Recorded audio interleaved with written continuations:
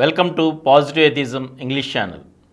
Today I am going to read out the article on Atheism and Humanism in Ancient India, written by Dr. D.D. Bandistey, by professor in psychology and a rationalist. Ancient Indian philosophy is broadly divided into two categories, orthodox and the heterodox. Those who accept the Vedas are the orthodox schools, and those who reject the Vedas as a sacred and supreme authority are the heterodox ones. The heterodox schools are three: the Charvakas, the Jains, and the Bauddhas. They all reject God. Then the orthodox schools of philosophy in India are six: Samkhya, Yoga, Nyaya, Vaisheshika, Purva Mimamsa, and Uttar Mimamsa.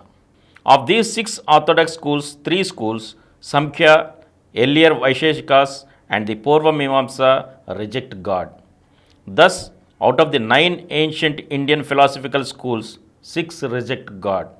And even the three who accept God do not give him the hallowed place we find given to him at present.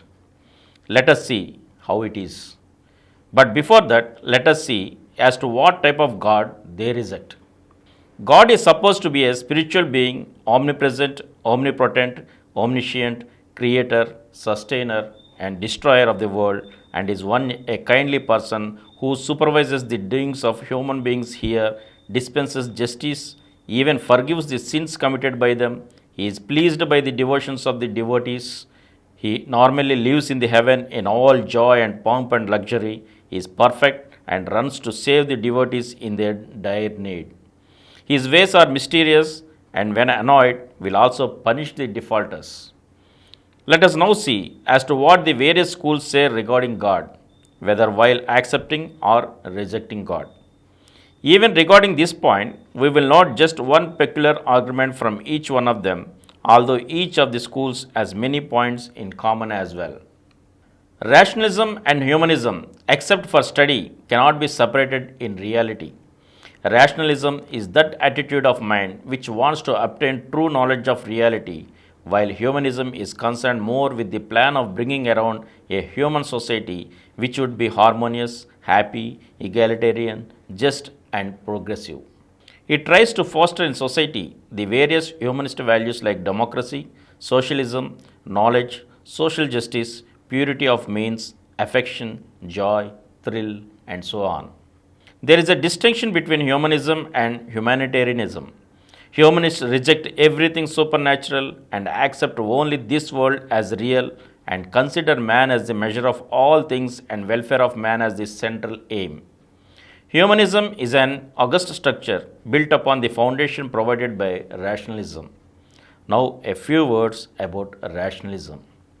Rationalism as an outlook is empirical and scientific.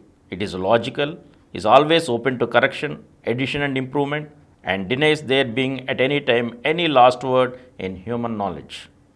Hence, it is in perpetual search for new horizons, is critical in approach, is considerate in nature, is global in outlook, and is always ready to learn. The more rational the person, the more moral he automatically is. His concerns and objectives are of a mundane type, realizable and beneficial in nature. Rationalism gives man eyes and hence guides him continuously on his path of life. Rationalist goals are expected to be realistic, impersonal, compassionate, long lasting, enriching, joyful, and liberating in spirit. The benefits are here in this world, in this life, and also infinite in nature. The attempt is to learn from experience and try to make each day better than the previous one. Now, let us evaluate in this perspective the ancient Indian concept of atheism. We have already referred to the fact that the ancient schools either accepted or rejected the concept of God. The grounds offered for this are both quite interesting and intelligent. Let us make an overall review of the whole situation. First of all, Jains, rejecting the necessity of God. The Jains reject the necessity of God to attain self purification and liberation, meaning that this is to be attained through self efforts. The 24 Tirthankars, whose idols are enthusiastically worshipped, are not the gods that we have referred to earlier.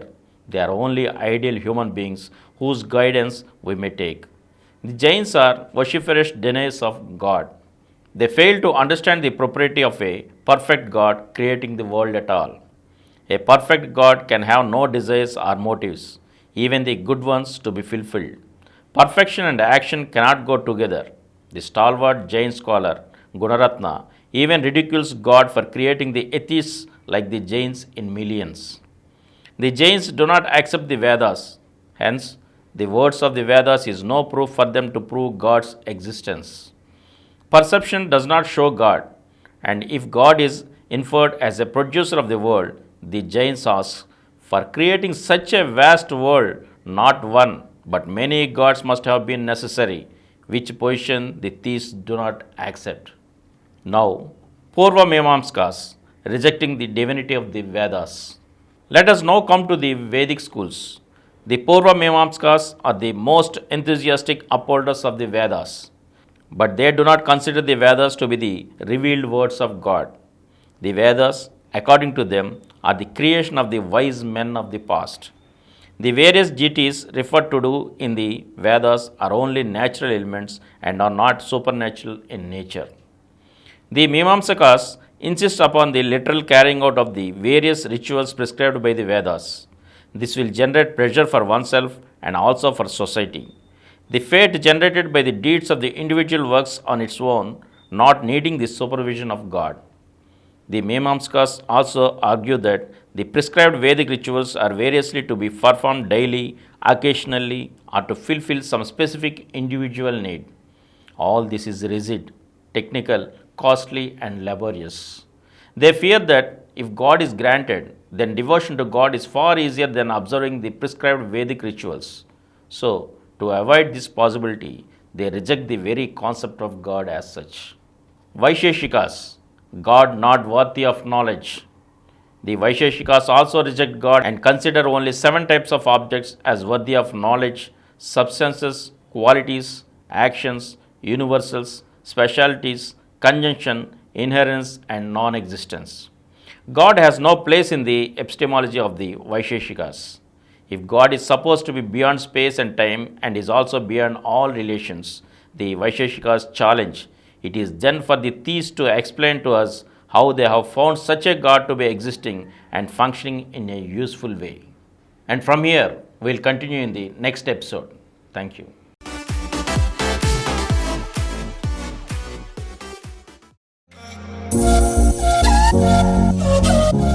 For more videos, please subscribe to this channel Positive Atheism and activate the bell icon.